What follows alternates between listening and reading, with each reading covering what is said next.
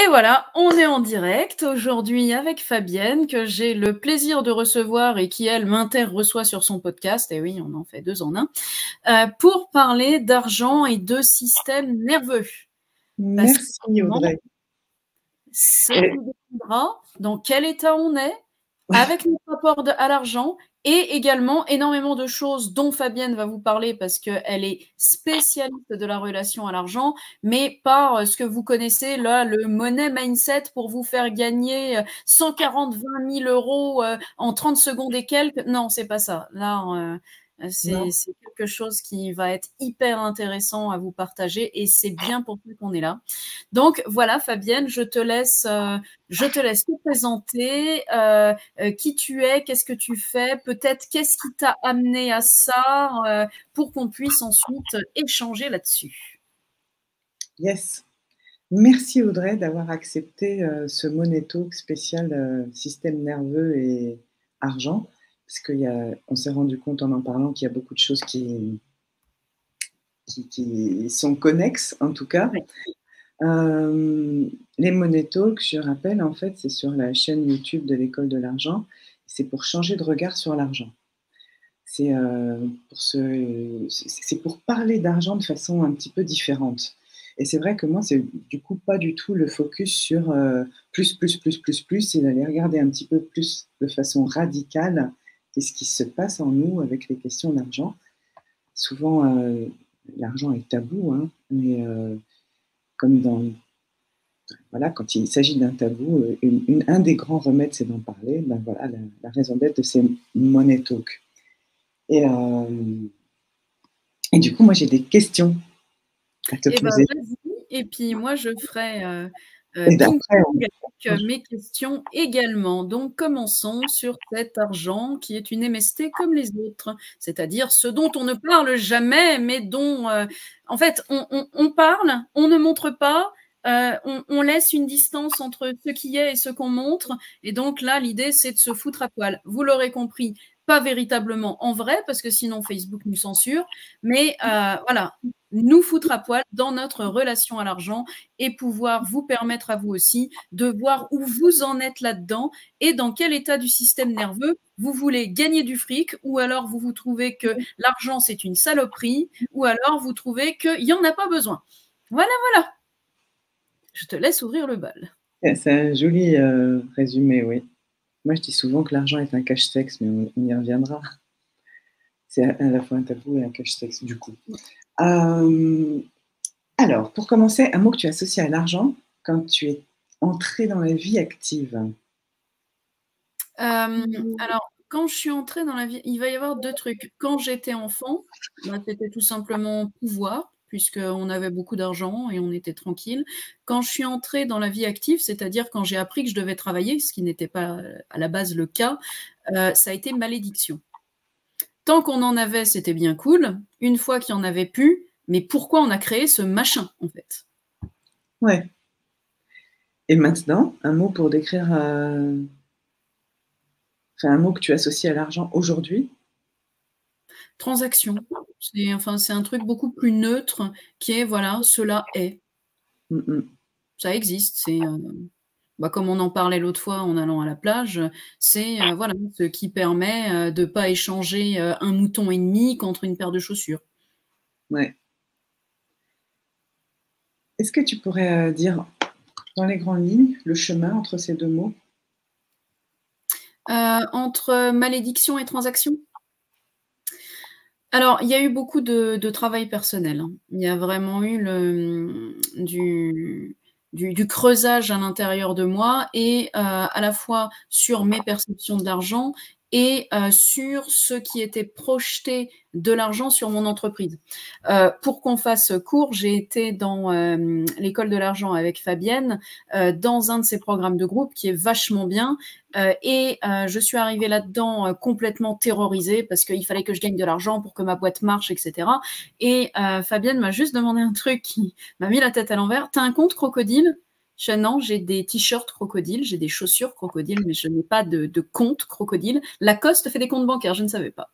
Et en fait, m'a expliqué que le compte crocodile, c'est quelque chose, moi, qui m'a apporté beaucoup, et maintenant j'en ai un, c'est le compte et c'est là où on fait le rapport avec le système nerveux, le compte qui parle à votre cerveau reptilien, c'est-à-dire à votre cerveau de survie ou encore les parties survie de vos états du système nerveux. C'est-à-dire un compte crocodile, c'est de combien j'ai besoin de côté pour me sentir assez en sécurité pour avancer dans la vie. Alors, ce dont j'avais besoin de côté, j'en avais pas conscience. J'étais chaque mois en plein stress, stress, stress. Une fois que j'ai pu voir ce qui, moi, m'inspirait la sécurité relative, j'ai pu me créer un compte crocodile.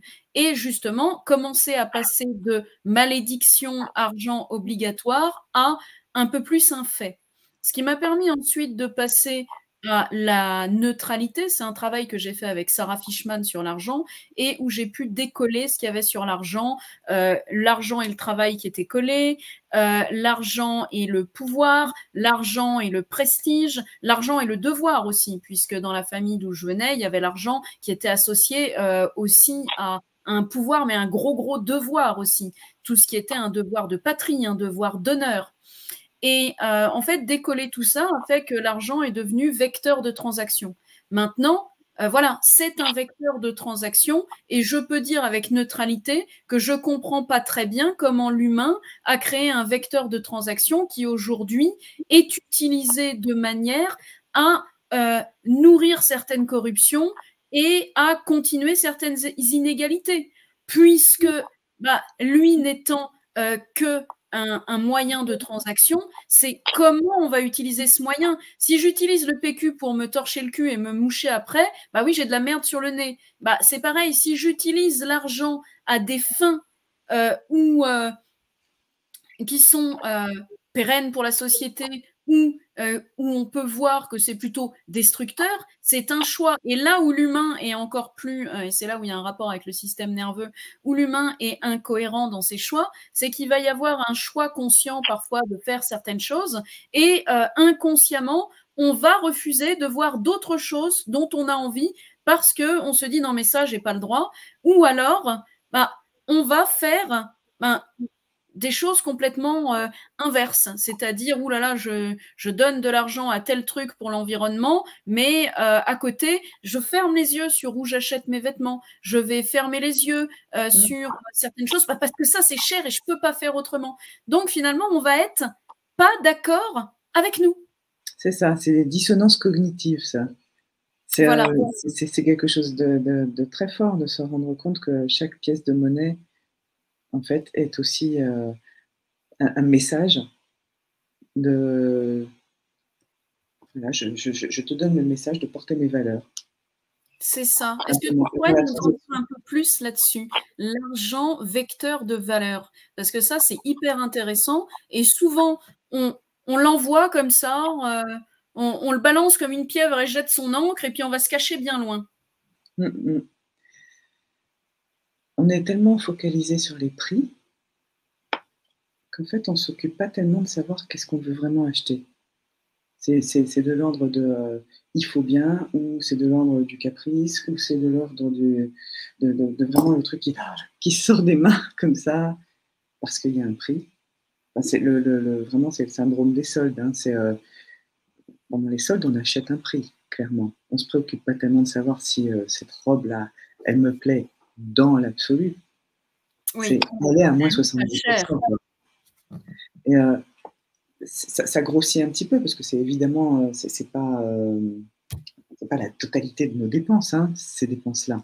Mais en gros, avec cette idée que l'argent file où il veut, qu'il me file entre les doigts, que je dois le suivre, etc., il y a toute l'idée de c'est pas moi qui ai la main dessus, ce ne sont pas mes choix. Et d'aller regarder à l'intérieur de moi ce qui se passe quand je suis en train de faire une transaction, et c'est bien une transaction, et d'aller regarder à chaque fois, pour chaque euro qui est dépensé, ça m'oblige quelque part à être consciente de mes choix, à être consciente de mes priorités, à être consciente de qu'est-ce que je suis en train de faire comme transaction. Et qu'est-ce que j'achète dans une transaction? J'achète quelque chose qui a de la valeur pour moi. Et c'est pour ça qu'on peut aussi bien acheter des coachings à 10 000 euros qu'à 60 euros. Et c'est pour ça que je ne vais pas acheter la même chose. Enfin, si j'ai 1000 euros, je ne vais pas acheter la même chose que mon mari, ou que mon fils, ou que ma voisine. On a chacun des idées extrêmement différentes de ce que ça représente comme valeur désirable pour moi, 1000 euros. Mais comme toute notre attention, enfin toute l'attention générale, le focus général dans la société est sur cette question de prix et pas sur la question de valeur, finalement, il est rarement question de valeur. Alors que l'argent, finalement, bah, dans les faits, on le pouf, c'est comme la pieuvre. On les voit plus. Et du coup, bah, en fait, quand je suis consciente que cet euro-là, je l'ai mis pour acheter quelque chose qui soutient mes valeurs, qui soutient ma valeur, qui soutient mes priorités, mes objectifs, mes envies, mes projets, mes besoins, mes désirs, bah, il n'y a pas de problème avec cet euro-là.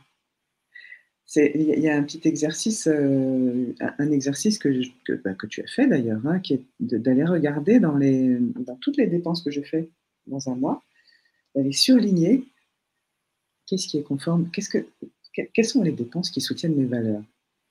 Cet exercice-là a suffi à la deuxième séance à faire switcher un entrepreneur qui était... il avait trouvé un brevet pour je ne sais plus quel recyclage de je ne sais plus quel plastique, et il se préparait à faire une levée de fonds, en fait, et de comprendre que son argent à lui, pour sa vie personnelle, il l'utilisait, mais sans rien avoir avec ses valeurs, parce que très écolo-conscient, un peu anxieux, et ses achats ne montraient rien de ça pour lui. Il a suffi qu'il comprenne ça pour comprendre comment il allait pouvoir parler de valeur à ses investisseurs. Et pour que ça change complètement son rapport à ses dépenses, à sa place dans le monde, à sa capacité à lever des fonds. Parce que cette question de la valeur, c'est celle qu'on nous dit partout. L'argent sert à faire circuler des valeurs. Voilà. Ce qui est hyper intéressant, quand tu parles de valeurs et de valeurs qui finalement ne sont pas reflétées dans l'achat, bah là, on peut vraiment revenir au système nerveux. Quand je vous remontre ça, bon, vous savez, ça, c'est les 4 pièces que vous avez dans vous, c'est-à-dire le ventral, le sympathique fuyant, le sympathique agressif et le dorsal.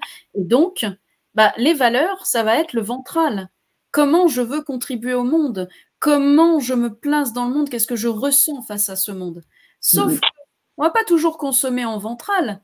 On peut consommer en sympathique fuyant, en dorsal, en sympathique agressif. Par exemple, consommer en dorsal, mais à quoi bon? J'ai pas les moyens d'acheter bio, moi. Moi, je peux pas. Moi, j'ai pas d'argent. Je suis obligée d'aller au supermarché. J'ai pas le choix. Je ne peux pas faire autrement. On peut consommer en sympathique agressif. Mais qu'est-ce que vous croyez? Que je peux faire autre chose que de prendre l'avion, moi? Mais j'aimerais bien faire autrement. Mais moi, j'ai du travail. Mais moi, je n'ai pas le temps. Voilà, là, on va consommer en sympathique régressif en n'étant pas d'accord avec soi-même. Et en sympathique fuyant, bah oui, mais moi, je rêve de ça. Et là, si je m'identifie à cette personne-là, peut-être que je vais réussir à faire comme elle. Et là, si jamais je fais quelque chose qui n'est pas complètement dans mes valeurs à ce moment-là, ça pourra les servir plus tard. Et c'est là où on en arrive à la dissonance cognitive, à se dire qu'on peut ménager la chèvre et le chou parce qu'il n'y a pas eu de conscience sur ce qui est mis.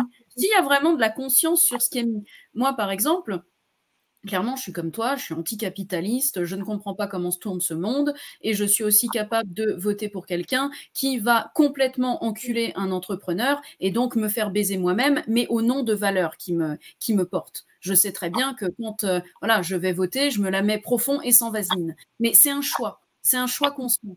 Et je sais aussi que je fais un choix conscient d'acheter des Nike d'occasion parce que je suis pas très à l'aise avec le fait d'adorer les Nikers où quand même c'est des gamins qui font ça. Donc là, je suis hypocrite avec mes valeurs et le meilleur moyen de répondre quand même à ma valeur du non-esclavage des enfants, c'est d'acheter ma paire de pompes chez Vinted. Alors on est bien d'accord qu'on est pas fait dans le respect de la valeur, mais c'est le moyen qui a été trouvé entre deux valeurs, à pas avoir trouvé encore autre chose que ces pompes qui sont hyper confortables.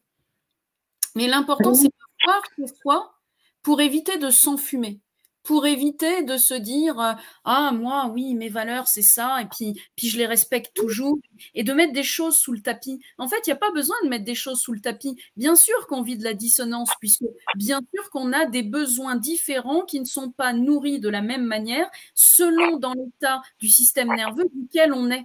Mais on peut vivre avec une cohérence globale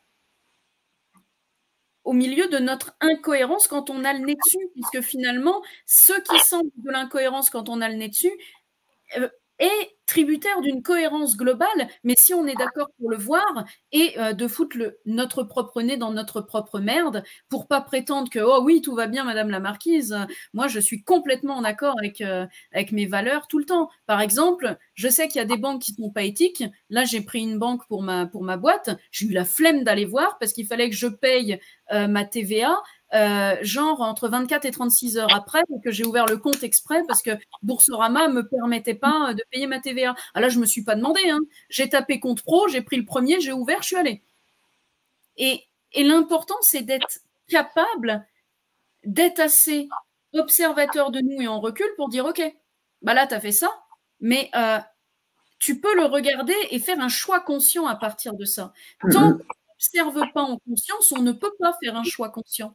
Et si on ne fait pas un choix conscient, on se retrouve après le jouet de nos fonctionnements du système de survie, le jouet finalement face à nos valeurs où on se dit j'aurais aimé ça, mais finalement c'est pas respecté, et où on se retrouve à tout mettre sur le dos de l'argent ou des gens qui ont de l'argent ou des soi-disant profiteurs de l'État. Profiteurs des aides de l'État, parce que là, ce qui est très difficile, l'État lui-même. Ce qui est très difficile, c'est ça, c'est de réussir à se connecter suffisamment à soi-même pour savoir quelle est la valeur, là, quel est le besoin que je nourris, quel est le désir, quelle est l'urgence ou peu importe, mais sans se baratiner. Or, comme on est très très peu informé et de nos émotions et de nos états du système nerveux et de toutes les croyances qui sont liées à l'utilisation de l'argent, parce que ça m'arrive souvent d'avoir des personnes qui viennent vers moi à qui je dis mais tu sais en fait tout ça c'est aussi teinté de judéo-chrétien, c'est teinté du fonctionnement de notre système monétaire, c'est-à-dire de comment est créée notre monnaie, et tout ça, ça imprime des choses qui vont au-delà, finalement bien au-delà des blessures de l'enfant intérieur. Ah oui, oui. C'est la blessure de l'enfant intérieur, ce que je dis souvent, c'est qu'elle vient cristalliser quelque chose qui a un rapport avec ce qu'on dit sur l'argent, ce qu'on pense sur l'argent, etc. Oui, ensuite, ça permet de filtrer quelque chose de déjà existant pour le rendre encore plus douloureux. Mais l'existant, l'illusion collective dans laquelle on vit, elle est collective. Ouais. Et donc tout ça, ça agit à travers nous sans qu'on s'en rende compte.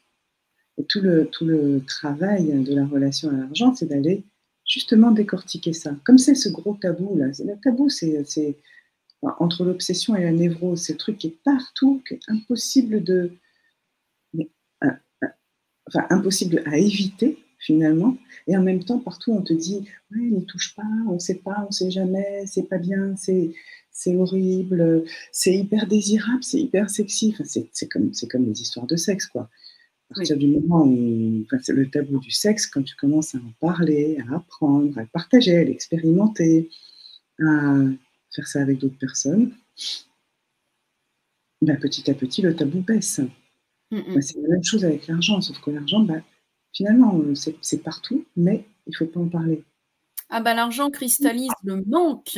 L'argent vient cristalliser toutes les peurs du manque et tous les désirs de rêve, puisque rien que quand tu vois dans le money coaching, soit on va appuyer sur tu manques de ça, tu manques d'argent, tu manques de clients, tu manques de temps, ou alors on va appuyer sur regarde, moi j'ai construit tout ça en tant de temps, moi je ressens ça, et on va attirer la personne pour ressentir le rêve. Donc on est soit en sympathique fuyant, je te fais ressentir le rêve pour te connecter à oui, toi aussi tu peux, ou alors je te fais ressentir le manque, regarde, tu vas aller faire les poubelles avec les rats, tu vas te retrouver dans un état lamentable. Et finalement, l'argent est un magnifique cristalliseur de toutes les peurs. Oui. C'est typiquement je peux pas manger bio parce que c'est trop cher, ou je peux pas Bah, là, en fait, quand tu te dis ça, tu te dis, ok, alors donc il y a un conflit de valeurs. Il est clair, le conflit de valeurs. Je voudrais manger bio, mais c'est trop cher.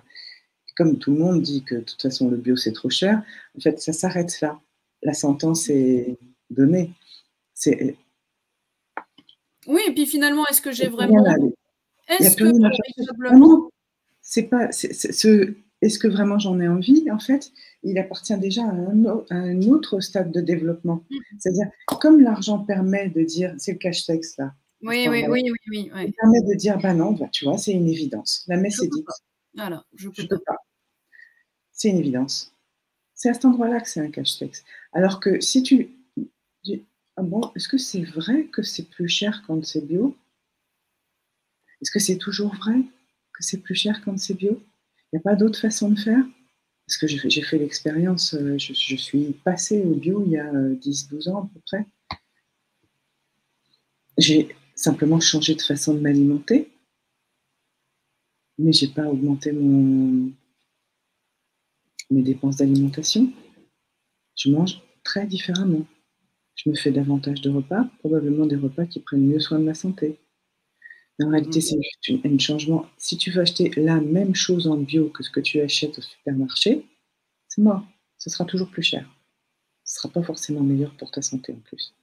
Mais si tu changes ton alimentation au fond, c'est, ça peut être potentiellement aussi très conforme à tes valeurs et ça ne va pas changer ton budget. Donc en fait, de quoi on parle quand on dit je ne peux pas manger bio parce que c'est trop cher? Eh ben, on parle de j'ai pas conscience des efforts que ça me demanderait. Je sais pas vraiment, si c'est la valeur bio dans l'absolu ou si ça soutient d'autres, valeurs. Là, j'ai nommé la santé, par exemple, comment je prends soin de ce qu'il y a dans mon assiette, ou si ça prend ou ça prend en considération, j'ai la flemme de me renseigner, j'ai la flemme de changer mon alimentation, mes heures de repas, ma façon de faire les repas. Je j'ai pas envie de m'occuper de ça. Donc finalement, c'est vachement plus pratique de dire: «Oui, le bio, c'est trop cher». Tout le monde est d'accord. Ah oui, oui, souvent, ça cache C'est des mots: «J'ai pas envie», hein. Ben oui, j'ai pas mais alors, il y en a d'autres, hein. Je ne peux pas changer, de job, même si je suis en train de mourir à petit feu dans ce job, parce que sinon, comment vont manger mes enfants? Là, objectivement, il y a une histoire, il y a des croyances, il y a des impossibilités, des impuissances très fortes qui sont liées au fait que c'est l'argent qui décide Oui, c'est ça. et c'est tout ça qui se déconstruit, en fait, petit à petit. Ou des incapacités à être payé aussi. On est tombé là-dessus avec, une Ouais. cliente. Elle me dit: «Ouais, mais j'ai un problème, j'arrive pas à me faire payer, j'arrive pas à me faire payer». Puis alors, on va voir, en fait, se faire payer était lié au fait qu'il fallait un résultat, qu'il fallait, un résultat extrêmement exigeant, très exhaustif, et on est arrivé à quoi? On est arrivé à une mémoire de torture. En allant dans le corps, en fait, on est arrivé à une mémoire de torture où, l'ancêtre avait été torturé parce qu'il n'avait pas obtenu un résultat, de l'exigence de celui qui exigeait. Du coup, était arrivé chez ma cliente: «Bah, tant que je ne demande rien en échange, on ne peut pas me demander un résultat trop exigeant et donc je ne risque pas de mourir». Et bah, ça, on va voir ce que ça donne une fois libéré. Mais on a des trucs comme ça qui viennent de transgénérationnel, des lignées, et qu'on ignore complètement. C'est pareil. Oui, parce que ce qui est important dans ce que tu dis, c'est que le système monétaire, il a 3000 ans, hein. Oui, est-ce que tu peux parler de la genèse du système monétaire comme tu nous avais raconté là, ces gens qui arrivent sur une île avec le banquier là? C'est hyper Ah, intéressant. cette petite Ouais. histoire-là. Ah oui, ça s'appelle l'île des naufragés. Le système monétaire est né il y a à peu près 3000 ans. Enfin, ce fonctionnement dans le système monétaire, euh, il faut savoir que l'argent est créé par la dette. C'est-à-dire, en gros, j'ai besoin de m'acheter une tondeuse à gazon. Je vais voir mon banquier, je lui dis donne-moi 1000 euros. En fait, je ne sais pas combien coûte une tondeuse à gazon, hein. Non, moi non plus. Lui, il va dire ouais, ok, toi, tu es bankable. Je crois en ta capacité à créer 1000 euros de valeur dans la réalité. Je te fais un prêt. Et il crée 1000 euros qu'il me donne. Et moi, je vais les donner à mon vendeur de tondeuse à gazon. Et donc, il y a 1000 euros qui se retrouvent dans la masse monétaire en circulation. Puis ensuite, chaque mois, je vais lui rapporter 100 euros. jusqu'à l'extinction de la dette en question, et il va décréer les 100 euros. Donc l'argent, c'est important de le savoir, l'argent qui circule, c'est un argent de dette. Et cette petite histoire, ça raconte qu'il y a 10 personnes qui font naufrage. Et parmi les 10 personnes, ça tombe bien, il y a un boulanger, un cordonnier, une instite, je sais pas moi, tous les corps de métier, un charpentier, tous les corps de métier qui sont nécessaires à faire vivre cette belle petite communauté. Alors ils s'échangent des poulets contre des tuiles, c'est ce que tu disais tout à l'heure, des moutons contre, enfin il y a un éleveur, des moutons contre des, je sais pas moi, des pins, etc., etc.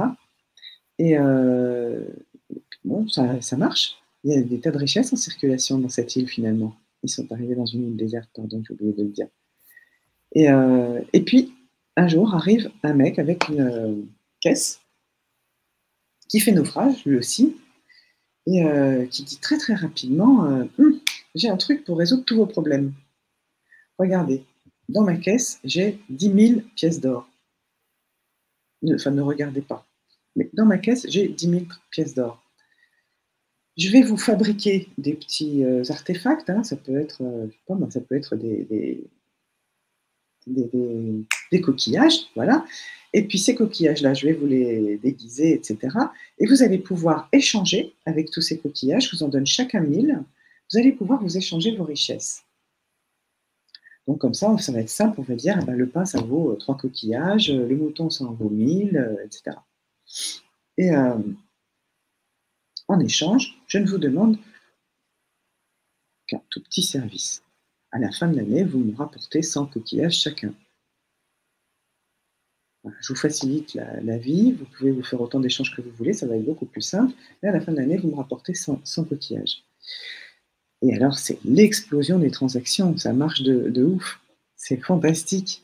Ils se régalent tous. Sauf que très rapidement, ils se rendent compte que ils ont toute la légitimité à vouloir l'année suivante toujours avoir autant d'artefacts pour faire des transactions.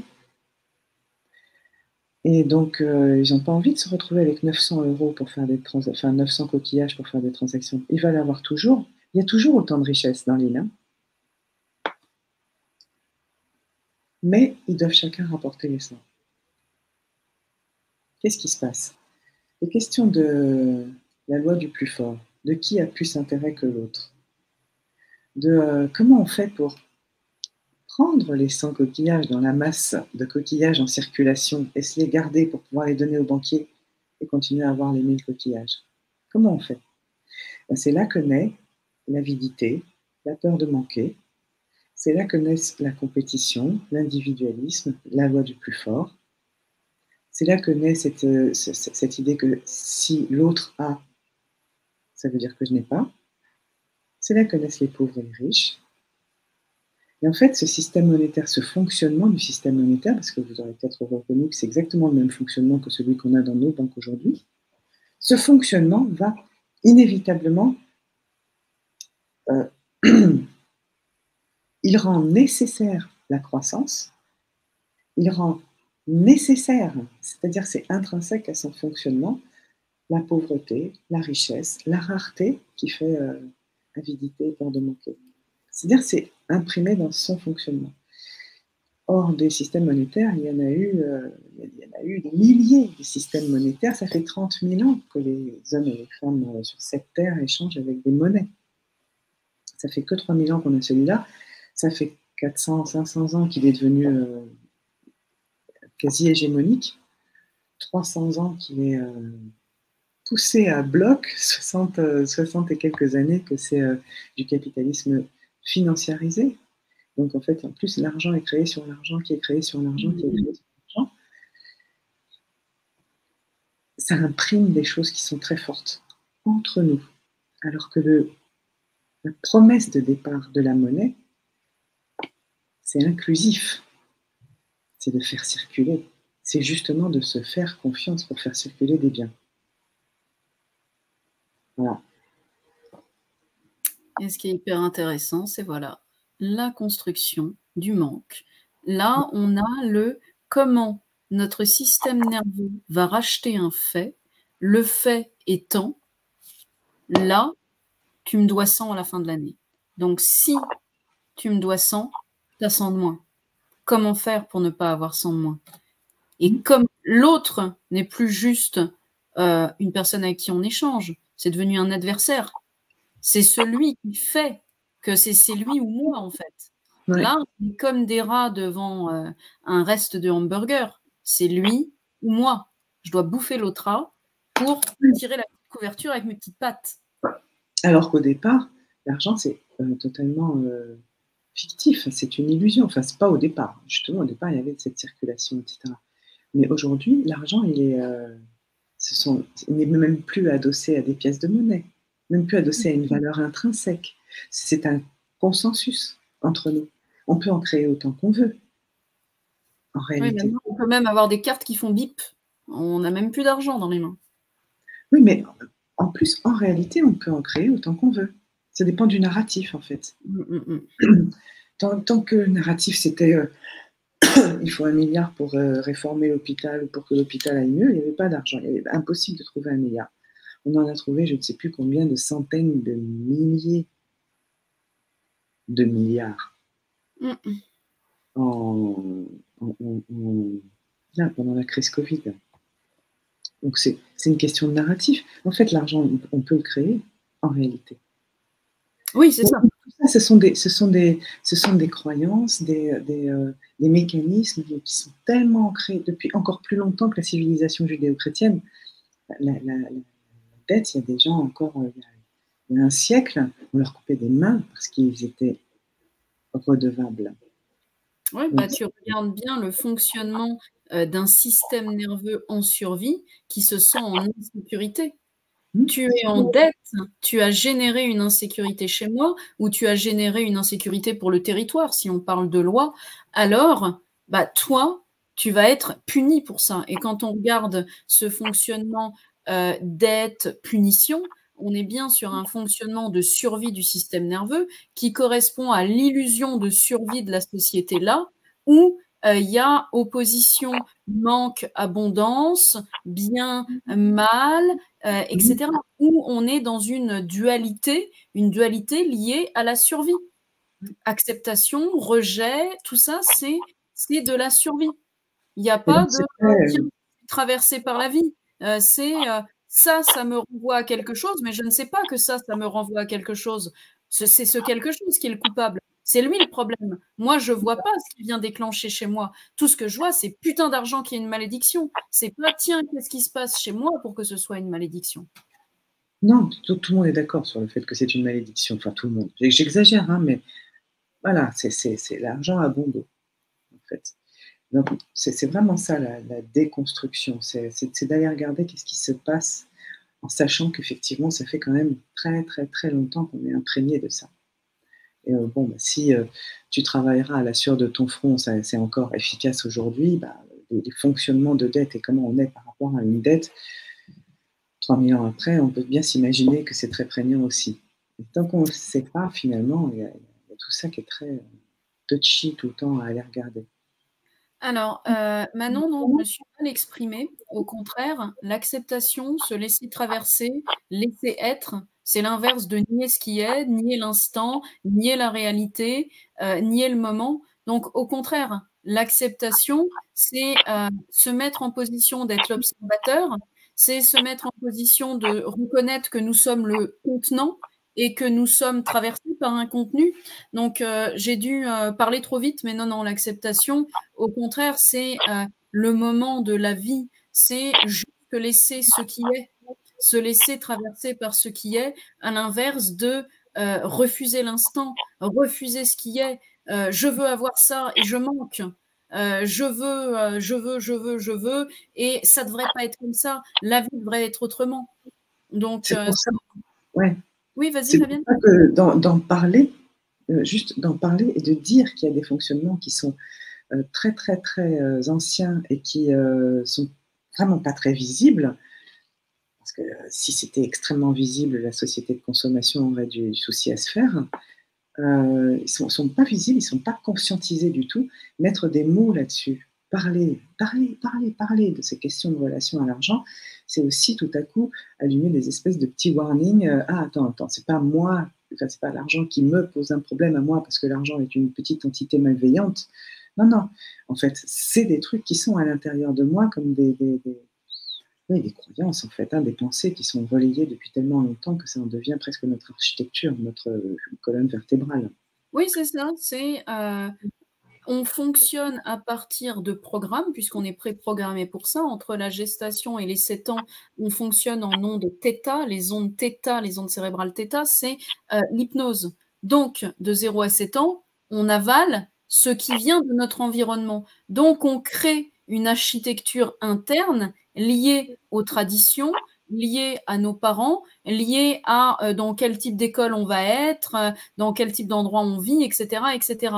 Plus on se récupère les mémoires du corps qui viennent du transgénérationnel, tout ce qui s'est inscrit dans le génome, etc., etc.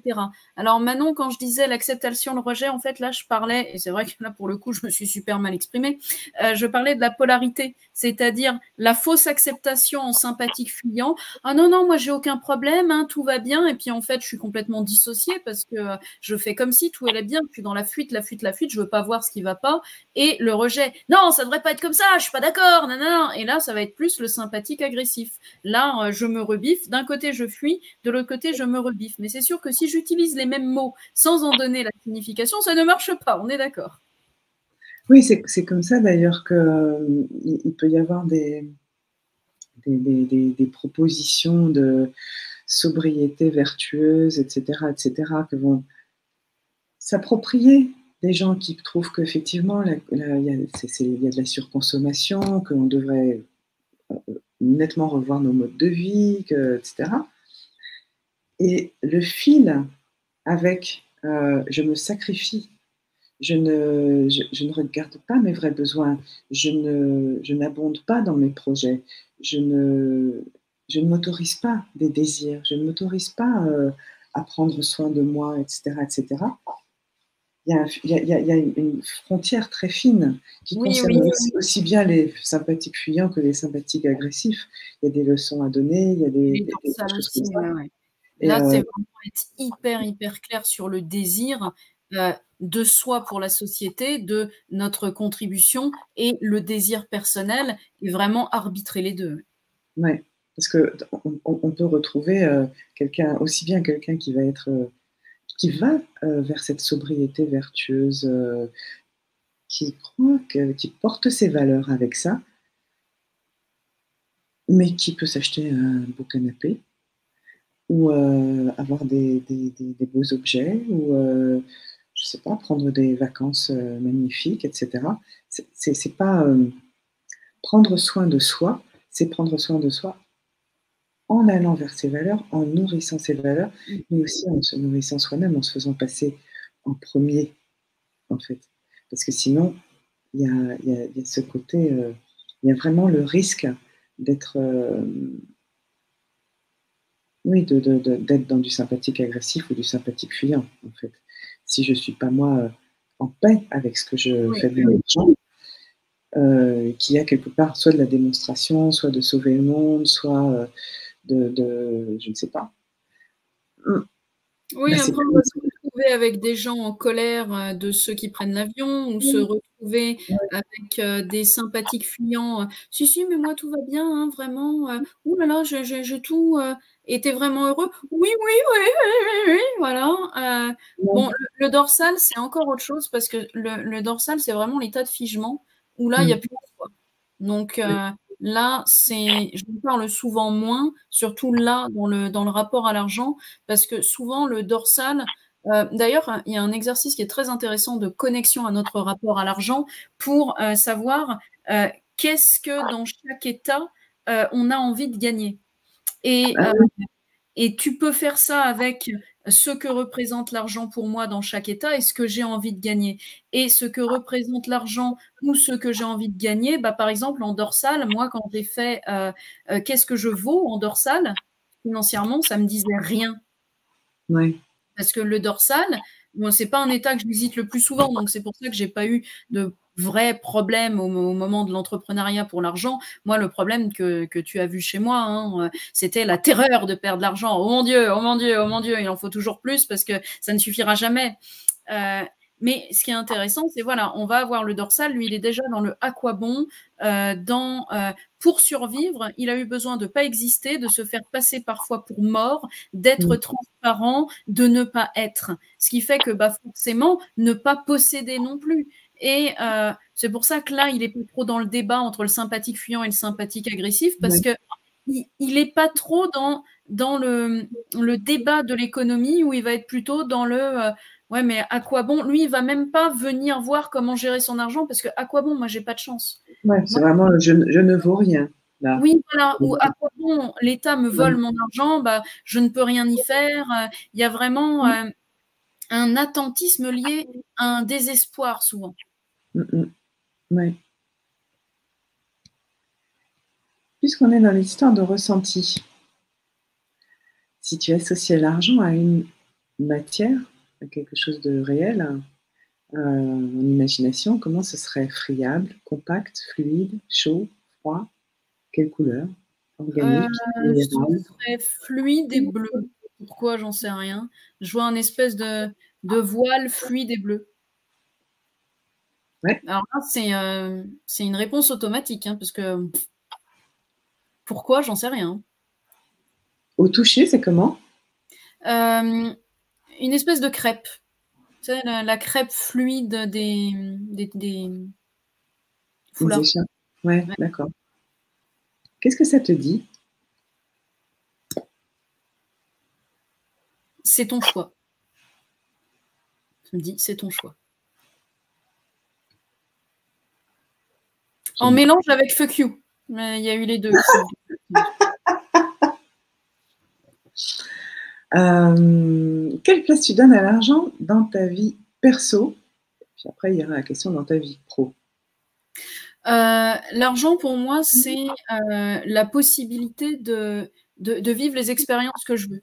C'est-à-dire que quand tu regardes, moi j'ai globalement assez peu de possessions, tu vois, l'argent n'a pas été mis, alors que contrairement aux besoins de sécurité hein, dans mes états de survie, l'argent n'a pas été mis dans l'acquisition de belles voitures, alors que j'adore les voitures, et j'ai toujours préféré me dire, avant de mettre de la conscience dessus, je n'ai pas l'argent, donc que ce n'était pas vrai, l'argent est plutôt mis bah, tu vois, pour aller rendre visite à des amis. Oui, bah, c'est ça en fait, rendre visite à mes amis et vraiment passer des séjours les plus agréables qui soient, où là, je ne regarde pas la dépense. Ça va être, oui, ça va. L'argent pour moi est vecteur d'expérience. J'aime les très beaux hôtels, j'aime voyager en train. Pour le coup, j'aime pas l'avion. C'est même pas juste une conviction. J'aime pas l'avion parce qu'il y a les checks trucs machin partout. Je déteste. Voilà, j'aime bien le train. J'aime bien. Par contre, j'aime la tranquillité dans le train. J'aime pouvoir choisir mon siège. Donc, mon argent, il va vraiment être utilisé. Bah, où tu vois, comme le vin que j'avais ramené l'autre fois, j'aime le très bon vin. Pour vivre une expérience qui a du goût, tu vois. Ouais. Donc là aussi, c'est en conscience de toute façon, là. Oui, oui, oui.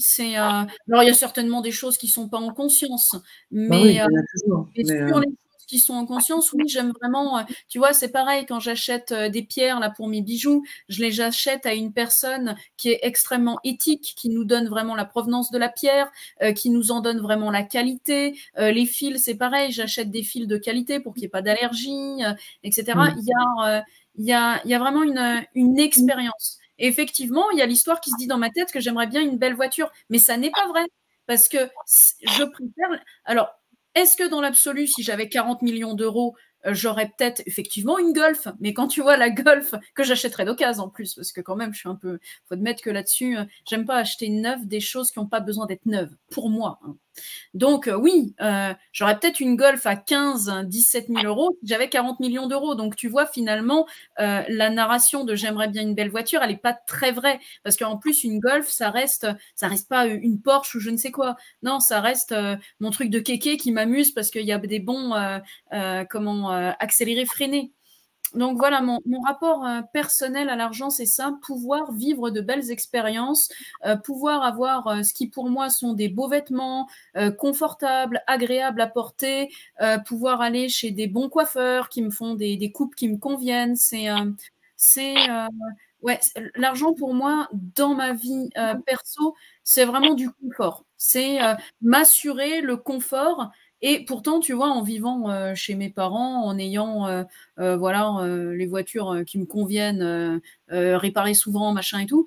Mais parce que j'ai quand même de la chance, le rat a sa voiture préférée, la 306 cab hein, quand même. Donc ça a 20 ans, c'est pas trop cher à acheter, c'est pas trop cher à réparer. Et donc, je dépense quand même pas mal d'argent mensuellement. Là, tu vois, quand j'étais en vacances et qu'on s'est retrouvé à Marseille, normalement, je me verse 2000 euros par mois, mais là, ce mois-ci, pour les vacances, je m'étais versé 3000. Alors que bah, j'ai pas de loyer, j'ai vraiment très peu de dépenses. Je crois qu'en dépenses fixes, je dois être à 750 euros par mois pour le perso, hein, pas pour le pro. Mais Ouais. j'ai peu de dépenses, donc j'ai vécu sans, tu vois, j'ai acheté de l'expérience, mais je n'ai rien de matériel, si tu veux. Mmh. Bon, je me suis acheté des fils et des pierres, mais l'argent est parti dans l'expérience, dans les restaurants, dans ce que j'avais envie de vivre. C'est vraiment ça, moi, qui m'importe. Ouais, l'expérience. Oui, vraiment, ouais, vivre. J'ai pas eu le goût, tu vois, de vivre en étant, par exemple, avec l'argent que j'ai là, hein, je dis pas que finalement j'aurais fait autrement. Voilà, j'ai pas eu le goût d'acheter quelque chose avec les revenus que j'ai et que j'avais. Pourtant, en tant que juriste, j'avais voilà, 3002, 3005 selon les primes et machin annuellement. Enfin, divisé par 12. Mais j'ai jamais eu le goût d'acheter quelque chose parce que quand j'achète quelque chose, ça veut dire que aussi, comme j'utilise tout mon argent, si j'achète quelque chose, je me prive de quelque chose aussi. Donc, il n'y a pas eu le goût, il n'y avait pas l'envie, euh, le besoin ou l'envie de me priver de comment j'aime vraiment vivre pour acheter quelque chose. Et je parle d'acheter quelque chose parce que c'était peut-être dans mon domaine de juriste, la courbe normale, c'est-à-dire Oui, qu'on c'est ça. commence, d'un an on achète parce qu'au Cridon on gagne bien, ensuite on achète une Audi. Non, moi j'habitais à Villeurbanne, comme me disent mes collègues, t'habites de l'autre côté du pont. Oui, j'habite de l'autre côté du pont, c'est 1000 euros de... Enfin non, pas 1000 euros, c'était 450 euros de moins que mon ancien appart. Donc moi, ça me convenait plutôt bien. Hein. Dans 350 euros de moins, ça me faisait une belle économie. Je pouvais aller plus au resto, en fait. Ouais, Et, c'est ça. Mais et c'est pas ce que tu dis, c'est une question de, c'est que tu établis les priorités par c'est rapport à ça. ton expérience. C'est vraiment les priorités. Je veux pouvoir partir en vacances sans aller me demander, alors là, de quoi je vais me priver, machin. Non, j'aime bien avoir... et en plus, comme j'aime bien déménager souvent, bah, j'aime carrément bien ne pas avoir de chez moi. Ouais. C'est-à-dire que quand je loue, je vais prendre des meublés et Et pouvoir partir quand j'ai envie. ce que tu me dis super bien, c'est vraiment ce côté de, une fois que tu enlèves tous les baratins, les croyances, les yaka faucons du type, ben voilà, au bout d'un an, tu t'achètes une maison, etc. Une fois que tu enlèves tout ça, que tu te débarrasses de tout ça, c'est toujours là, hein, mais tu sais que ça existe. Là, tu peux choisir et tu peux faire tes C'est ça. choix à toi, ce qui te concerne toi. Et c'est ça ce qui passe, c'est ça ce qui, à mon sens, est assez euh, euh, difficile à voir. Parce que la plupart du temps, la noix ne voit pas sa propre coquille. On est tellement C'est ça. dedans, ce paradigme-là, que c'est difficile de savoir que non, il faut pas acheter au bout d'un an que tu travailles. Non, c'est juste que on a l'habitude de considérer ça comme normal Ouais. et bien. Mais est-ce que c'est vrai pour autant? Est-ce que c'est vrai pour toi, pour X, pour Y, pour Z? On n'en sait rien. Ça, c'est à chacun de regarder ça à l'intérieur. Il y a tellement d'injonctions, de présupposés, de yaka faucon, Oui, voilà, c'est ça. que c'est très compliqué. Quelle place donnes-tu à l'argent dans ta vie pro? Là, c'est devenu une indication. C'est-à-dire que il y a, pour que l'entreprise fonctionne de manière pérenne, il faut, pour payer les filles, me payer moi et donner l'argent aux racketteurs étatiques, il faut 7 800 euros par mois pour que ça tourne. Alors évidemment, il y a des mois, tu vois, par exemple, ce mois-ci, septembre, c'est marrant. Moi, mes septembre, souvent, c'est moribond. Donc, ce mois-ci est moribond, mais comme les mois d'avant, ça a dépassé les 10 000, là, je peux être à 3 008 ou 4 000 ce mois-ci, ça ne tuera personne. De toute façon, ça ne tuerait personne de base. Il y a maintenant un rapport assez stable, c'est-à-dire que, par exemple, dans mon équipe, si les filles veulent avoir accès au compte, elles ont accès au compte, quoi. Il y a rien de secret. On sait combien la boîte a besoin de gagner d'argent pour que tout soit assuré niveau ce qu'il y a à payer et à me payer moi. On sait combien, parce que au niveau de l'entreprise, j'ai une gestion qui va être, si j'ai gagné plus un mois, je vais jamais me restreindre sur les formations. Parce que ça c'est mon plaisir, la connaissance. Il y a une vraie curiosité gourmande. Tu vois, là, je commence quelque chose sur les archétypes de marque. C'était pas obligé, hein, c'est pas, ça n'a rien à voir avec ce que je fais, mais en fait, si, ça a un rapport, puisqu'il y a tellement de personnes qui arrivent où on leur a appris à communiquer d'une manière et qui me disent ah, mais ils n'y arrivent pas. Oui, bon, on va aller voir les archétypes de marque parce que ça m'amuse. Donc, tu vois, je ne lésine pas sur les formations. Là, c'est pareil, je vais commencer une formation aux perceptions subtiles pour vraiment réussir à aller à la fois dans l'énergétique et savoir ce que je fais, puisque je le fais déjà, mais je tâtonne avec mes gros sabots et je ne sais pas ce que je fais, donc je veux savoir ce que je fais en fait. Mais sinon, l'argent est mis de côté pour pouvoir, tu vois, avoir une stabilité. L'idée n'est pas de croître à tout prix. C'était l'idée de mon sympathique agressif quand j'ai commencé, hein, pour me mettre bien en sécurité. Mais maintenant, l'idée est d'avoir un véhicule entreprise au service de la vie de mes collaboratrices et de ma vie à moi. Et donc, l'argent qui circule par là, c'est un argent qui fait pas mal. C'est-à-dire, s'il faut travailler plus que X pour avoir ça, en fait, on est toutes d'accord dans l'équipe pour ne pas vouloir. Ça ne nous intéresse pas plus que ça. On a envie de faire quelque chose qui nous éclate et pas de se mettre sous pression comme des pneus trop gonflés. Donc, l'argent, oui, va vraiment être un indicateur. Par exemple, là, je vois, OK, là, septembre, c'est un mois qui est décédé. OK, je vais surveiller octobre. Même si vraiment, on peut tenir tranquillement jusqu'en décembre. Voilà, octobre, novembre, je vais regarder. Et viendra simplement un indicateur où j'ai toujours dit aux filles, voilà, moi, je peux vous dire avec 2 mois d'avance si la boîte continue, mais disons que je suis pas une acharnée j'ai pas d'identification à mon entreprise ou à l'argent qu'elle gagne, si tu veux. Ce qui fait que sans identification à ça, moi, je sais que je kiffe ce que je fais, mais ma foi, le jour où ça n'intéressera plus personne, ce sera une information comme une autre et je retournerai faire du droit. Enfin, c'est pas... c'est un indicateur, mais moi, j'aime beaucoup ce que tu dis sur le véhicule entreprise. Parce que, autant pour l'argent personnel, tu as dit plein de trucs géniaux, en fait. Autant pour l'argent personnel, la plupart du temps, c'est effectivement un côté expérience, support de désir, etc. Autant pour l'argent de l'entrepreneur, c'est toujours, tu as remarqué toi-même, une relation à l'argent qui est un petit peu différente. Quand tu te places comme entrepreneur, d'abord parce qu'une entreprise gagne de l'argent. Et effectivement, qu'à cet endroit-là, l'argent, il est là pour donner des mesures. C'est super factuel. C'est un indicateur, voilà, pour que tout le monde puisse être rémunéré correctement et pas flipper, voir 3-4 mois d'avance, il faut faire tant de CA. Voilà, ça c'est factuel. C'est simple. Et il y a le côté, tu l'as dit davantage, non, même pas d'ailleurs, et tu l'as dit aussi bien dans les deux, argent pro et argent perso, il y a un objectif pour la gestion. Pour l'entreprise, dès que tu parles de l'argent, tu parles d'un objectif que toi tu as défini comme une espèce de stabilité. C'est ça, oui. Et d'être toujours rassuré sur ta capacité à investir dans des formations, etc. etc. Oui, sinon, ça n'a plus de goût. Ça n'est plus un véhicule goûteux pour moi. Moi, mon plaisir, c'est d'être chercheur. J'accompagne vachement bien, mais j'accompagne vachement bien parce que je peux nourrir ma recherche. Tu me retires la recherche, tu me retires une grande part de... tu me retires ma part de curiosité, d'apprentissage, etc. Je me dessèche.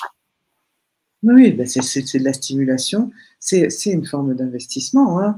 Les investissements sur soi, surtout pour les entrepreneurs, c'est les meilleurs investissements possibles. Enfin, je veux dire, tu peux payer, si tu payes, je sais pas, 1000 euros, 2000 euros, même 10 000 euros, il est possible que ça te fasse gagner 100 000 euros.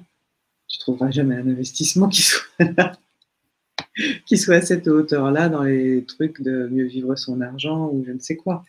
Et quoi qu'il arrive, même si tu ne gagnes pas de l'argent avec, Oui, il y a tu, vas tout le gagner- plaisir. Il y a...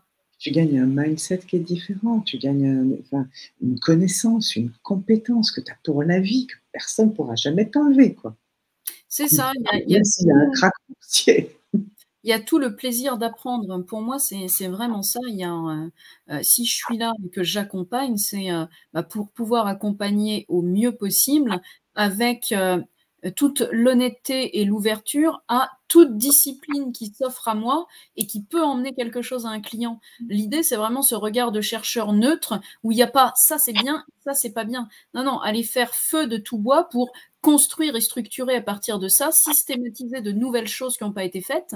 Et ça, c'est vraiment mon moteur. Si on me retire ça où que ce soit, j'ai pas envie de travailler. À la limite, vaut mieux que j'aille faire un travail toute seule, histoire que je puisse ruminer tranquillement et emmerder personne. Hein. Mais là, on a presque le désir qui sous-tend le reste, finalement. Oui, Voilà, oui, c'est vraiment ce sur quoi est posé ce qu'on peut appeler ma quête, mon moteur. Oui, c'est vraiment ça. la gestion, c'est l'affectation des ressources disponibles en vue d'atteindre l'objectif désiré. Donc, c'est le meilleur truc avec l'argent. Enfin, tu vois, on peut le prendre par tous les bouts, que ce soit au niveau développement personnel, même si le mot, je commence à le trouver un peu trop Oui, oui. galvaudé, ou que ce soit au niveau purement financier, pragmatique de ce qu'il y a dans le personnel, dans le porte-monnaie. Ce qui est de plus essentiel, c'est de savoir de quoi j'ai envie, parce que c'est ça ce qui permet d'être OK avec la valeur, de savoir ce que tu veux acheter, etc., comment tu te sers de l'argent, d'être OK avec la valeur que tu envoies dans le monde et comment tu te fais payer. Oui. Mais oui, parce qu'il y a ça aussi. Et du coup, de pouvoir être dedans, arrêter de s'en défausser et de faire comme si c'était quelque chose qui me brûle les mains. Que ce soit en trop ou en pas assez, hein, d'ailleurs. Mais voilà, c'est une façon d'impacter le monde. À la limite, plus j'en ai, mieux c'est, parce que j'impacte le monde avec mes valeurs. Oui, complètement, c'est ça. Vraiment, l'argent n'a pas le pouvoir de me pervertir, de me Non, changer. c'est ça. L'argent ne rend pas con. C'est ce que je L'argent, pense de il est vu.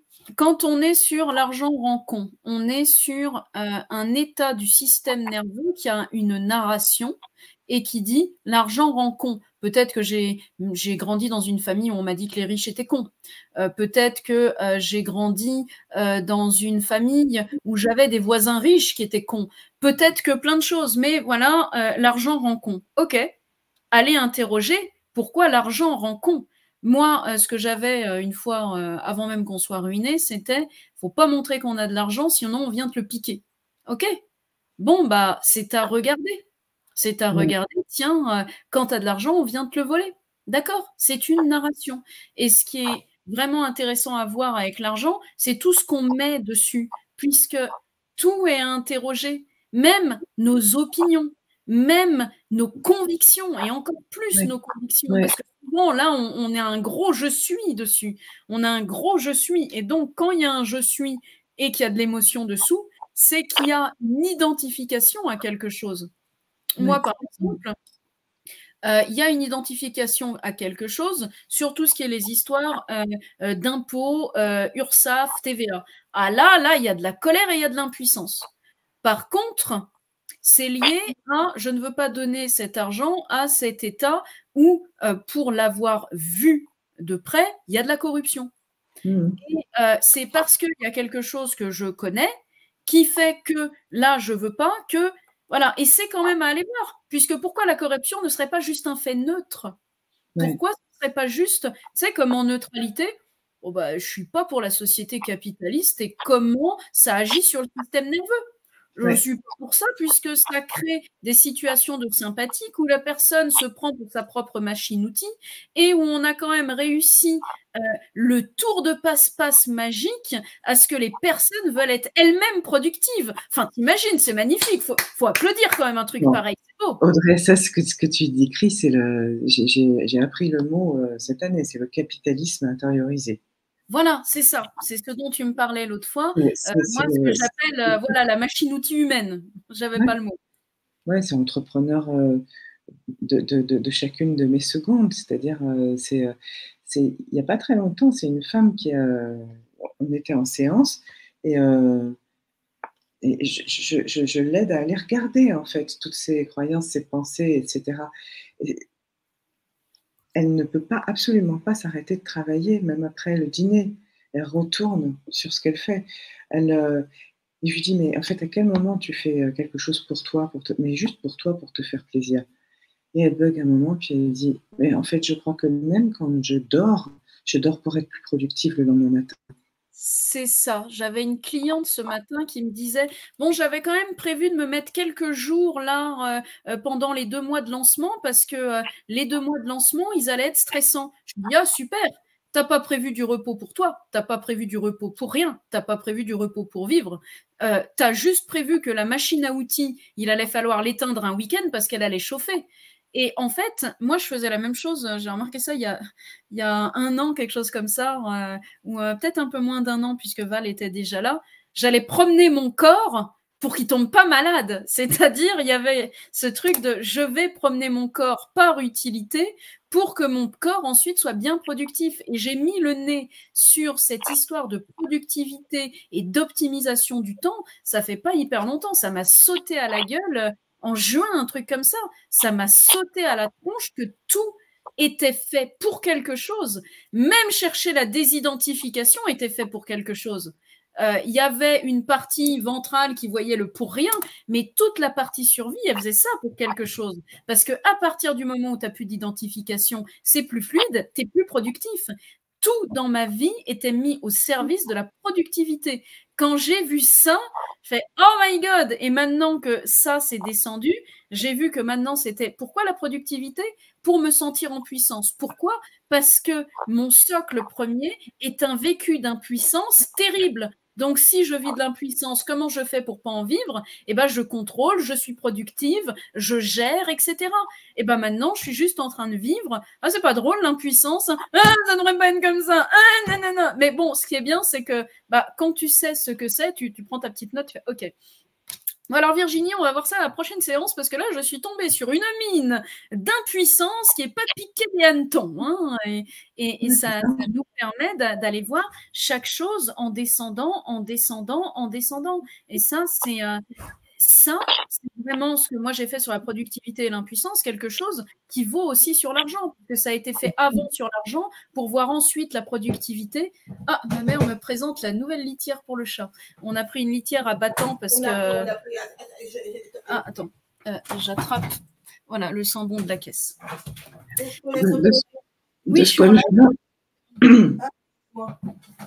ce point de vue-là, l'impuissance, c'est quelque chose qui est très fort dans notre relation à l'argent. Ah oui. C'est un endroit de domination énorme.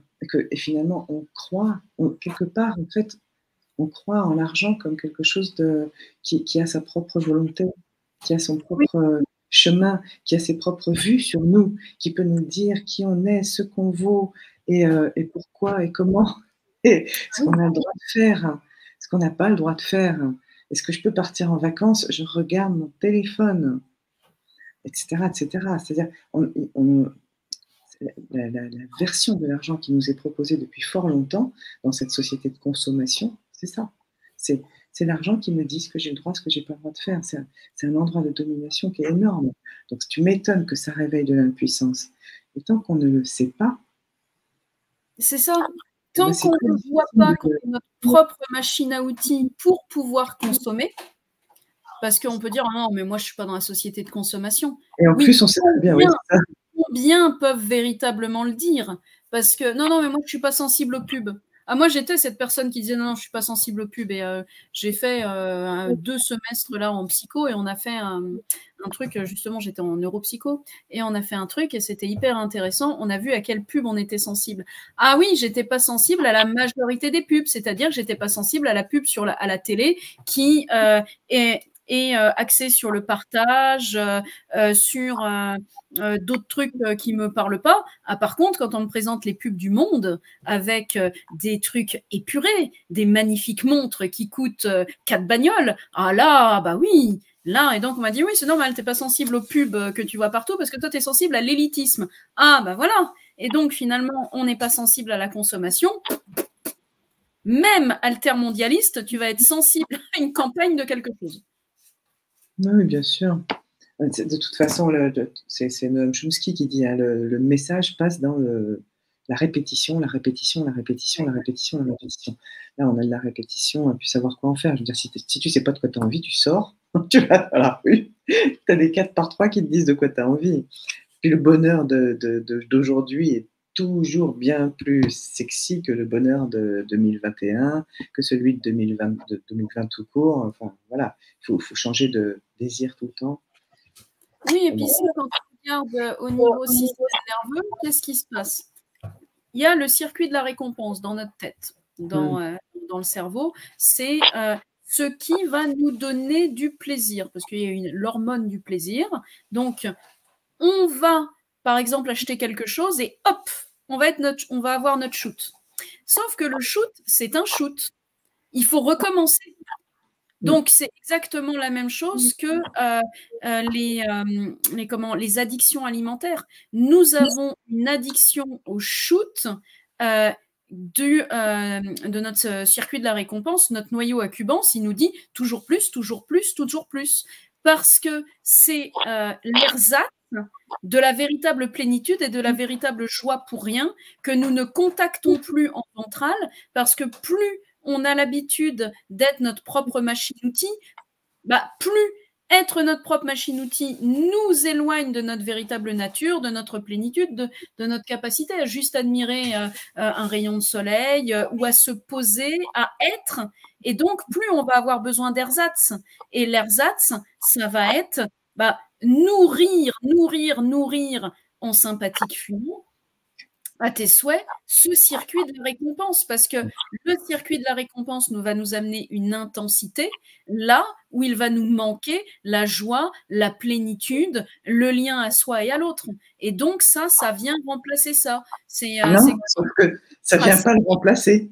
Oui, alors ça vient le remplacer improprement, tu sais, comme dans Idiocratie, où ils buvaient du soda et où les plantes crevaient parce qu'on leur donnait du soda. En fait, la plante avait besoin d'eau. Et là, c'est exactement pareil. On vient remplacer ressenti, plénitude, joie par intensité. Et donc, l'intensité, ça n'est qu'un shoot. Ça n'est qu'un moyen d'aller ressentir d'une certaine manière ce qu'on a oublié de notre essence, de notre être. C'est exactement ça. C'est typiquement un des problèmes des dépenses compulsives. C'est j'ai besoin de cette détente. Oui. Et c'est vrai que l'achat est une détente. C'est un endroit de puissance quand on fait cette oui. Et puis ça te déclenche des hormones. Voilà, dans ta puissance à ce moment-là. Ouais. C'est ça.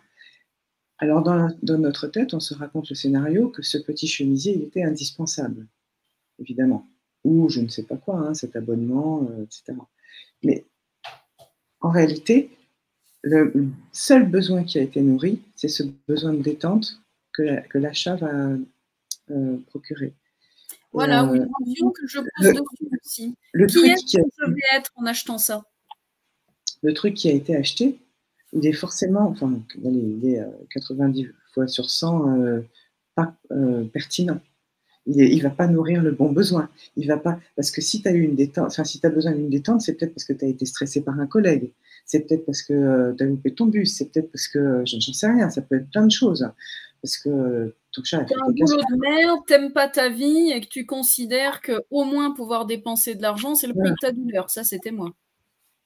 il y a tellement d'émotions qui peuvent être derrière ce besoin de détente que de toute façon, c'est très clair que le chemisier ne va absolument pas apporter un remède à ce qui a provoqué la tension. Jamais. C'est ça, c'est Jamais. simplement un anti-inflammatoire momentané. C'est ça. Enfin, c'est pas grave, hein, sur une hémorragie. C'est vraiment le truc qui fait du bien. Et parfois, c'est indispensable hein, de se faire du bien, mais qui évite, qui dispense, en fait, d'aller regarder un petit peu plus loin comment je fais pour m'occuper de ma vie, de moi et de mes vrais besoins, plutôt que de me raconter des histoires en trouant mon porte-monnaie.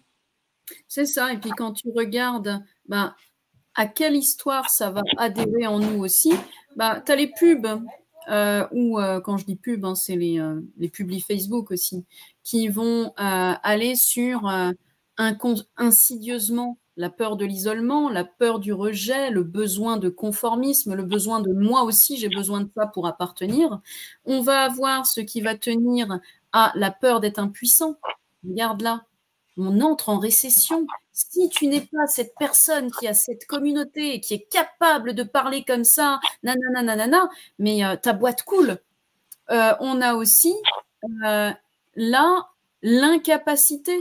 Parler à l'incapacité de la personne. Regarde, tu es capable, je l'ai fait, toi aussi tu peux. Regarde l'empire que j'ai construit et moi je vais t'apprendre comment le faire. Là, on a tapé sur les 3 peurs archaïques de l'humain. L'isolement, l'impuissance, l'incapacité. L'incapacité, ça va être notamment le syndrome de l'imposteur, etc., qui touche plus les sympathiques fuyants.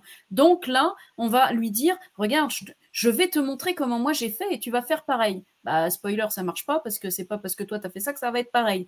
Là, le sympathique agressif, c'est souvent, il veut pas être impuissant. Moi, c'était clairement ça. Il fallait le contrôle, la puissance, l'aisance, l'assise, bah, pour surtout fuir la crispation première de l'impuissance.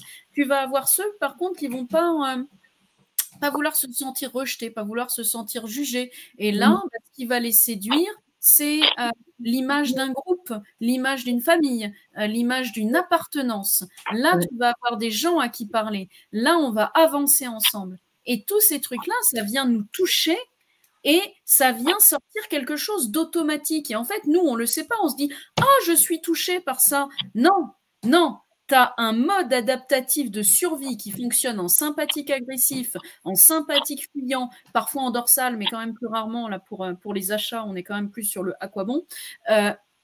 Et ce mode adaptatif de survie appuie et en lien avec une blessure fondamentale, une blessure archaïque, une peur archaïque, peur de l'isolement, peur de l'impuissance, peur de l'incapacité.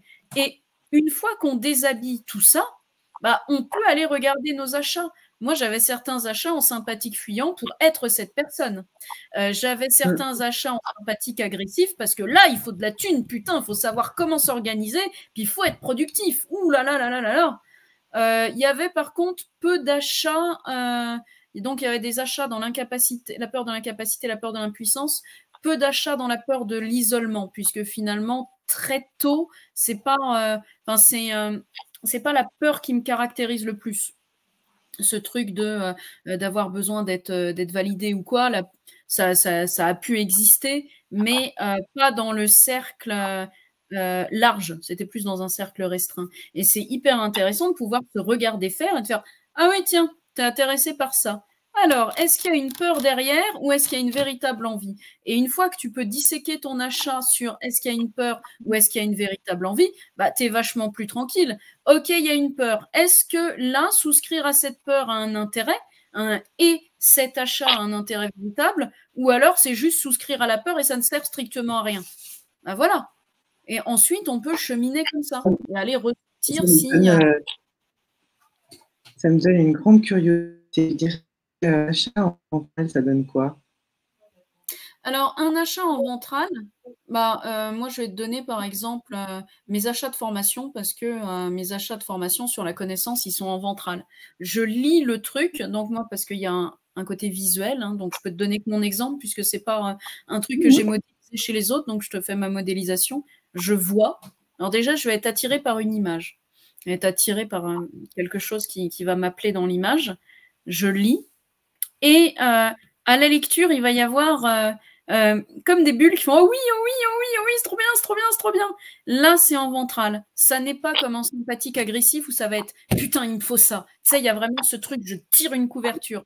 Ou en sympathique fuyant, quelque chose qui est ah ouais, je vais réussir à faire ça. Oh, ah ouais, je veux apprendre ça. Non, non, là, c'est « Ah oui, c'est trop bien ça, c'est génial, c'est génial ». C'est la même chose que quand on me donne un gâteau qui me plaît, la même chose que quand on me présente un homard, la même chose que j'arrive dans une ville à visiter. C'est vraiment ce « Ah oui, ah oui, ah oui ». Pareil. La curiosité, des papillons, de l'excitation. Voilà, c'est ça. De l'expansion. Quand je travaille, j'ai là ma thérapeute avec qui je travaille depuis longtemps, ça fait un moment que je lui dis « Tu veux pas me former? Tu veux pas me former? Tu veux pas me former ?» Là, elle m'a dit « Bon, bah voilà, t'es prête. » Il n'y a même pas eu une milliseconde. Ça fait longtemps que la décision est prise. Elle l'attendait, elle. Moi, c'était fait, quoi. Chouette. Donc, pour moi, l'achat en ventral, c'est ça. Après, il peut y avoir le ventral et en même temps, tu sais, dans l'envie, et en même temps, dans le ventral, il y a l'envie, mais l'envie n'est pas aussi forte que le non, là, non. Et ça va être oui, mais peut-être pour plus tard. L'envie est là parce que j'aime vraiment la chose, ça me donne envie et tout, mais ça n'est même pas une question d'argent ou pas d'argent parce qu'il y a de l'argent pour autre chose. C'est juste que pas maintenant. Yes. Alors, en principe, les Money Talk durent 1 heure. Et là, on a vraiment passé, et ça pourrait durer en plus, parce que le sujet est large quand même. On se donne un petit peu de temps pour dire pour faire une phrase pour résumer, pour dire avec quoi on repart. Alors, je vais déjà répondre à la question de Manon. Les états pour tester le rapport à l'argent. Alors ça, c'est quelque chose, la visite des états, c'est quelque chose dans lequel je guide. J'ai pas créé de truc pour y aller comme ça. C'est un truc où je guide et où, en fait, j'accompagne à se connecter à ça. Et en accompagnant à se connecter à ça, il y a les mots qui viennent. Donc, c'est déjà se mettre en ventral pour aller voir en ventral comment on se situe là-dedans dans le rapport à l'argent, se mettre en sympathique fuyant, se mettre en sympathique agressif et se mettre en dorsal et écouter le rapport à l'argent. Alors, si tu arrives à le faire seul, bah, c'est super, mais moi, j'ai créé quelque chose pour y aller. Donc, il n'y a pas vraiment… voilà, je t'ai expliqué le processus, mais il n'y a pas de choses que j'ai créées pour y aller seul. Voilà, comme ça, j'avais répondu à ma question. Je trouve ça super comme idée. Je te demanderai probablement de voir un petit peu. Oui, bah oui, ça pourrait être marrant en plus marrant et utile pour tes accompagnés. Yes. Je trouve qu'effectivement, il y a toujours des tas de choses. C'est tellement puissamment ancré qu'il y a vraiment beaucoup de liens entre ce que tu proposes et ce que je propose. On le voit encore aujourd'hui. Je ne sais pas, effectivement, il y a peut-être d'autres questions. Oui, si vous avez des questions, allez-y, parce que nous sommes encore là. Bah, en attendant qu'il y ait des questions ou pas, on peut peut-être faire ce que tu disais, le mot de la fin.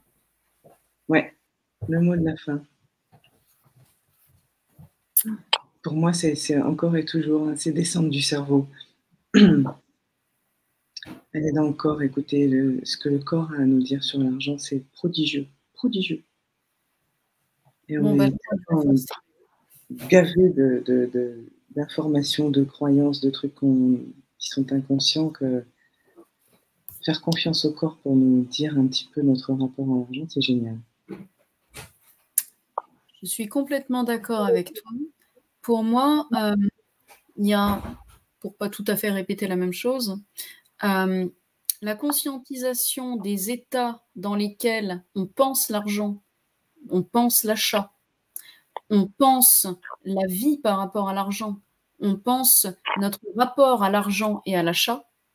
C'est important de le conscientiser pour pouvoir voir d'où ça part. Est-ce que ça part d'un espace de survie où j'ai besoin de me prouver quelque chose, où j'ai besoin de me protéger de quelque chose, où j'ai besoin d'éviter quelque chose, ou est-ce que ça part d'un espace de vie, un espace d'envie, un espace de plénitude?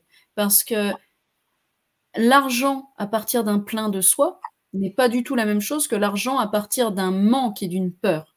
C'est ça. Et pour ça, bah, c'est le passage par le corps. C'est aller écouter ce qui se passe dans le corps quand j'ai envie de faire cet achat. Est-ce que je suis surexcitée? Ça peut être un sympathique fuyant pour devenir quelque chose. Est-ce que je suis activée là? Il me faut ça absolument? Ça peut être un sympathique agressif parce que là, j'ai l'impression que si j'y vais pas, je vais manquer. Et tu sais, ça, en plus, c'est pour les achats, mais pour l'épargne, pour l'investissement, il s'agit de la même chose en fait. Oui, oui, oui. Vraiment, dans toutes les, enfin, et même, je dirais même dans les transactions qui sont non monétaires, il y a toujours des réflexes qui sont liés à notre relation à l'argent quand on rentre en deal avec quelqu'un. Est-ce que c'est le plus fort, etc. Qu'est-ce que je dis, qu'est-ce que je dis pas, est-ce que j'ai bien conscience des valeurs qui sont en circulation dans cette transaction non monétaire, etc. etc. Oui. Non, Est-ce que j'accepte qu'on m'offre un resto ou alors je veux surtout pas être redevable? Est-ce que je viens inviter les autres et pourquoi? Est-ce que c'est pour faire plaisir? Est-ce que c'est pour asseoir une forme de pouvoir? Est-ce que c'est parce que je suis en lien à moi et à l'autre et que j'avais envie? Et même, je peux prendre ma voiture, maman? C'est une transaction. Il y a les termes de l'échange qui sont assez clairs. Si tu me laisses prendre ta voiture, t'es une gentille maman. Tu vois, par exemple. Non, mais c'est pour ça que je dis aussi dans les transactions non monétaires. Ah oui, oui, mais complètement. Complètement. C'est ce qu'on voit souvent en accompagnement de couple. Les mots qui sont dits n'ont rien à voir avec, en réalité, les mouvements sous-jacents. Tu me dégueulasses la maison avec tes pompes et puis toi, tu m'emmerdes à me demander de retirer mes pompes. Tu me mets en insécurité parce que je cherche l'harmonie et toi, tu me mets en insécurité parce que j'ai l'impression que je ne compte pas. Et je ne compte pas. Voilà. Donc, comptons sur nous. On n'a pas l'air d'avoir de questions, donc on va pouvoir vous remercier d'avoir été là, vous remercier de nous avoir suivis. J'espère que notre regard sur le regard de Fabienne sur l'agencement monétaire et mon regard sur le système nerveux vous aura apporté quelque chose. Je sais qu'il y avait une question sur les crypto-monnaies. On pourra revenir dans un autre live, vous parler de la crypto-monnaie qui est le « Ah bah tiens, le système monétaire, il ne me convient pas, je crée autre chose ». Donc, on reviendra voir ça. Mais pour l'instant, bah, on va vous laisser avec ça. Au revoir et merci. C'est good pour toi, Fabienne? Merci Audrey. Avec plaisir. Super. Hop, arrêtez la diffusion.